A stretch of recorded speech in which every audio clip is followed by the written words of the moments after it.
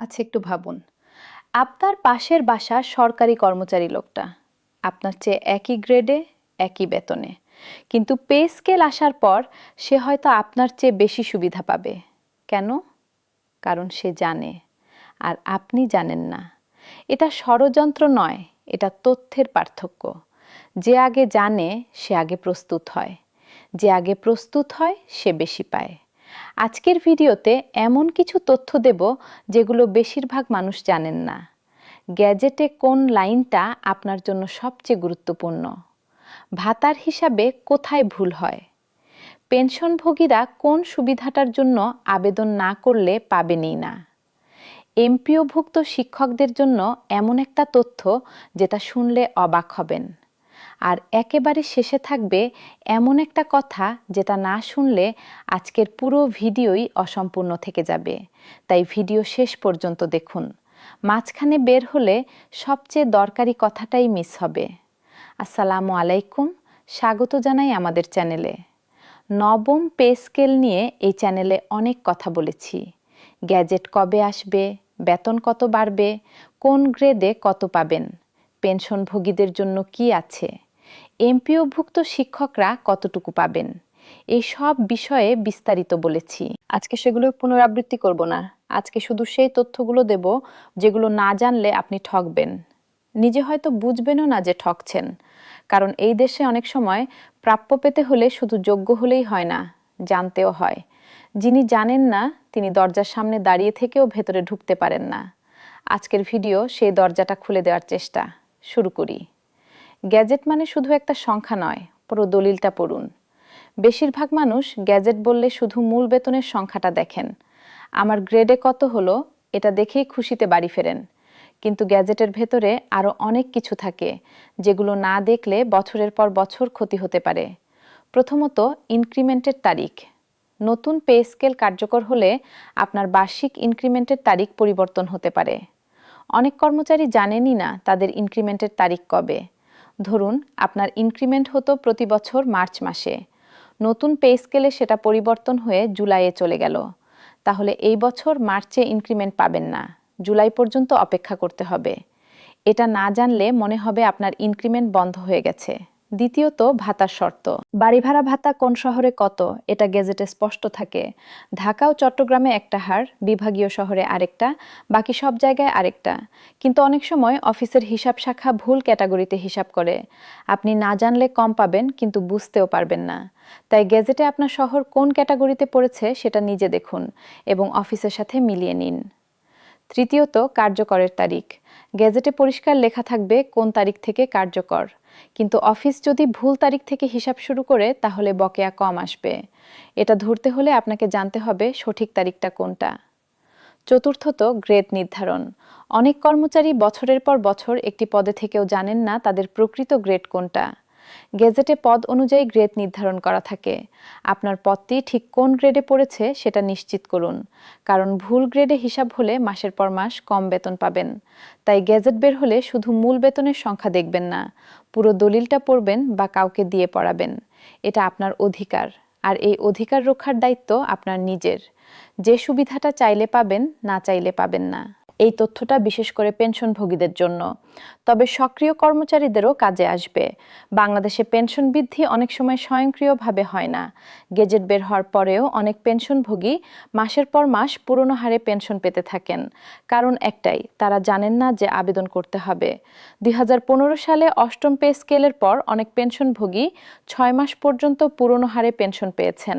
পরে আবেদন করে বকেয়া পেয়েছেন বটে, কিন্তু ততদিনে সেই টাকার প্রকৃত মূল্যস্ফীতির কারণে কমে গেছে। আর 6 মাস ধরে সংসার চলেছে পুরনো টাকায়, যা দিয়ে আগেই কুলাচ্ছিল না। তাহলে কি করবেন? গেজেট বের হওয়ার সপ্তাহের মধ্যে আপনার পেনশন কার্যালয়ে যান। সরাসরি জিজ্ঞেস করুন, নতুন হারে পেনশন পেতে আমাকে কি করতে হবে? কোনো আবেদন লাগবে? কোনো কাগজ লাগবে? এই একটা প্রশ্নই আপনাকে মাসের পর মাস বঞ্চিত হওয়া থেকে বাঁচাবে।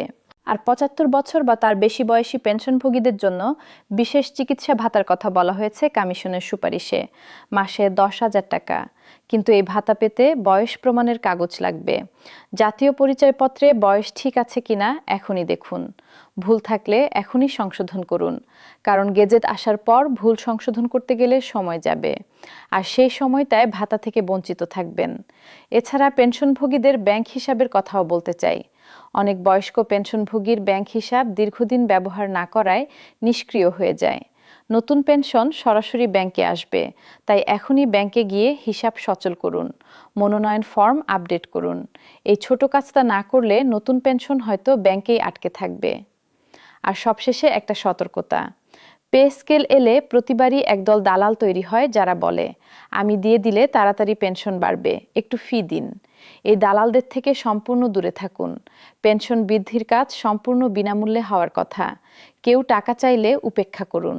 এমপিওভুক্ত শিক্ষকদের জন্য যে তথ্যটা কেউ বলছে না। এমপিওভুক্ত শিক্ষকরা জানেন তাদের মূল বেতন বাড়বে, কিন্তু দুটো বিষয় অনেকেই জানেন না, যেগুলো না জানলে বিভ্রান্তিতে পড়বেন। প্রথম বিষয়, এমপিওভুক্ত শিক্ষকদের নতুন বেতন কার্যকরের জন্য শিক্ষা মন্ত্রণালয়ের আলাদা প্রজ্ঞাপন লাগে। সরকারি কর্মচারীদের গেজেট বের হলেই এমপিওভুক্ত শিক্ষকদের বেতন বাড়ে না। অর্থাৎ জুলাইয়ে সরকারি কর্মচারীর বেতন বাড়তে দেখলে আপনার মনে হবে আপনি বঞ্চিত হচ্ছেন, কিন্তু আসলে প্রক্রিয়াটা একটু দীর্ঘ। শিক্ষা মন্ত্রণালয়ের প্রজ্ঞাপন না আসা পর্যন্ত অগস্ট বা সেপ্টেম্বর পর্যন্ত অপেক্ষা করতে হতে পারে। এটা জেনে রাখলে অযথা উদ্বিগ্ন হবেন না। দ্বিতীয় বিষয়, এমপিওভুক্ত শিক্ষকদের সবচেয়ে বড় বৈষম্য মূল বেতনে নয়, ভাতায়। এটা অনেকেই ভালো করে বোঝেন না। এখন একজন ১০ম গ্রেডের এমপিওভুক্ত সহকারী শিক্ষক মূল বেতন পান ১৬,০০০ টাকা। একই গ্রেডের সরকারি শিক্ষকও পান ১৬,০০০। এটুকু দেখলে মনে হয় সমান, কিন্তু তারপরে শুরু হয় বৈষম্য। সরকারি শিক্ষক বাড়ি ভাড়া ভাতা পান মূল বেতনের ৪৫%, মানে ৭,২০০ টাকা। এমপিওভুক্ত শিক্ষক পান মাত্র ১,০০০ টাকা। ফারাকটা মাসে ৬,২০০ টাকা। উৎসব ভাতায় সরকারি শিক্ষক পান মূল বেতনের ১০০%, অর্থাৎ প্রতি ঈদে ১৬,০০০ টাকা। এমপিওভুক্ত শিক্ষক পান ৫০%, মানে ৮,০০০ টাকা। ২ ঈদে বছরে ফারাক ১৬,০০০ টাকা। শুধু বাড়ি ভাড়া ভাতা আর উৎসব ভাতায় মিলিয়ে বছরে একজন এমপিওভুক্ত শিক্ষক সরকারি শিক্ষকের তুলনায় প্রায় ৯০,০০০ থেকে ১,০০,০০০ টাকা কম পাচ্ছেন। নতুন পে স্কেলে মূল বেতন বাড়লে এই বৈষম্যটা কমবে কিনা সেটাই দেখার বিষয়। শিক্ষা মন্ত্রণালয়ের প্রজ্ঞাপনে ভাতার বিষয়টা কতটুকু সমাধান হলো সেটা মনোযোগ দিয়ে পড়বেন। শুধু মূল বেতনের সংখ্যা দেখে খুশি হবেন না, কারণ মূল বেতনে ৮,০০০ টাকা বাড়লেও ভাতায় বৈষম্য থেকে গেলে সত্যিকারের উন্নতি আসবে না। বেতন বাড়লে বাজার বাড়ে, এই সমস্যাটা আসলে কতটা বড়? এটা পে স্কেলের একটা পুরনো সমস্যা, যেটা নিয়ে কেউ কথা বলতে চায় না, কারণ কথাটা অস্বস্তিকর। বেতন বাড়ার খবর ছড়িয়ে পড়লেই বাজারে জিনিসের দাম বাড়তে শুরু করে। বাড়িওয়ালারা ভাড়া বাড়ান, কাঁচা বাজারে দাম বাড়ে, সন্তানের স্কুলের বেতন বাড়ে, এমনকি রিক্সা ভাড়াও বাড়ে। আর কর্মচারী নতুন বেতন পাওয়ার আগেই নতুন মূল্যের সাথে মোকাবেলা করতে থাকেন। ২০১৫ সালে অষ্টম পে স্কেলের সময় ঢাকায় বাড়ি ভাড়া গড়ে ১৫ থেকে ২০% বেড়েছিল পে স্কেল ঘোষণার পরেই। বাজারে নিত্য প্রয়োজনীয় জিনিসের দামও উল্লেখযোগ্যভাবে বেড়েছিল। অথচ সেই সময় কর্মচারীরা নতুন বেতন পাননি, পুরনো বেতনেই চলছিলেন বাড়তি খরচ নিয়ে। এবারও একই ঘটনা ঘটতে পারে। এটা ঠেকানোর উপায় একটাই, আগে থেকে প্রস্তুত থাকা। এখনই হিসাব করুন, আপনার গ্রেডে নতুন বেতনে মোট কতটা বাড়বে। বাড়ি ভাড়া, বাজার, সন্তানের স্কুল, যাতায়াত এসব মিলিয়ে মোট কতটা বাড়তে পারে। পার্থক্যটা বাস্তবে কত থাকবে তা বোঝার চেষ্টা করুন। এই হিসাবটা আগেই করলে কোনো অপ্রীতিকর চমক থাকবে না, আর চমক না থাকলে ভুল সিদ্ধান্তও নেওয়া হবে না। মাসের শুরুতে বেতন দেখে উত্তেজিত হয়ে বড় কেনাকাটা করবেন না, কারণ মাসের শেষে বাজারের হিসাব করলে দেখবেন বাড়তি টাকাটা অনেকটাই চলে গেছে। একটা বাস্তব উদাহরণ দিই, ধরুন ১৩তম গ্রেডে আপনার বেতন বাড়ছে প্রায় ১২,০০০ টাকা। এর মধ্যে বাড়ি ভাড়া বাড়তে পারে ১,৫০০ টাকা, বাজারে মূল্যবৃদ্ধির কারণে খরচ বাড়তে পারে ১,০০০ টাকা, সন্তানের স্কুল বেতন বাড়তে পারে ৫০০ টাকা, যাতায়াত ও অন্যান্য বাড়তে পারে ৫০০ টাকা। মোট নতুন খরচ প্রায় ৩,৫০০ টাকা। তাহলে হাতে বাড়তি থাকছে ১২,০০০ মাইনাস ৩,৫০০ সমান ৮,৫০০ টাকা। এই ৮,৫০০ টাকাই আসল পরিবর্তন। এটাকে কাজে লাগান। বকেয়া পেলে যা করবেন এবং যা করবেন না, গেজেট দেরিতে বের হলে কয়েক মাসের বকেয়া একসাথে পাবেন। এই মুহূর্তটা অনেকের কাছে উৎসবের মতো মনে হয়। হঠাৎ অনেক টাকা হাতে, মনে হয় এখনই ফিজটা বদলাই, নতুন মোবাইল নিই, একটু ভালো বেড়াতে যাই। কিন্তু একটু থামুন, বকেয়া মানে বোনাস নয়, এটা আপনার সেই মাসগুলোর প্রাপ্য যা সময় মতো পাননি। এটা আসলে আপনার পাওনা ছিল, সরকার দিতে পারেনি বলে জমেছিল। তাহলে এই টাকা কি করবেন? সবচেয়ে বুদ্ধিমানের কাজ হলো 3টি ভাগে ভাবা। প্রথম ভাগ, পুরনো ঋণ মেটান। ব্যাংক লোন, এনজিও ঋণ, আত্মীয়ের কাছে ধার, যা আছে সেটার একটা বড় অংশ শোধ করুন। ঋণমুক্ত হলে মাসে যে সুদ বা কিস্তি যেত সেটা বাঁচবে। এটাই সবচেয়ে লাভজনক বিনিয়োগ। দ্বিতীয় ভাগ, জরুরি তহবিল তৈরি করুন। অন্তত 3 মাসের খরচের সমান একটা সঞ্চয় রাখুন। এটা থাকলে ভবিষ্যতে হঠাৎ বিপদে, অসুখ, দুর্ঘটনা, পরিবারের জরুরি প্রয়োজন ঋণ করতে হবে না। তৃতীয় ভাগ, বর্তমানে ব্যয় করুন। তৃতীয় ভাগ দিয়ে যা মন চায় করুন। পরিবারকে কিছু দিন, নিজের জন্য কিছু নিন। এই আনন্দটুকু আপনার প্রাপ্য, কিন্তু পুরোটা নয়। এই 3টি ভাগের নিয়মটা সহজ শোনাচ্ছে, কিন্তু বাস্তবে বেশিরভাগ মানুষ সব টাকা তৃতীয় ভাগে খরচ করেন আর পরের মাসে ফিরে যান আগের টানাটানিতে। 3 ধাপে পাবেন, কিন্তু প্রথম ধাপটাকে হেলাফেলা করবেন না। সরকার 3 ধাপে পে স্কেল বাস্তবায়নের পরিকল্পনা করছে। প্রথম ধাপে 2026 থেকে 2027 সালে মূল বেতনে 50% বৃদ্ধি। দ্বিতীয় ধাপে 2027 থেকে 2028 সালে বাকি বেতন সমন্বয়।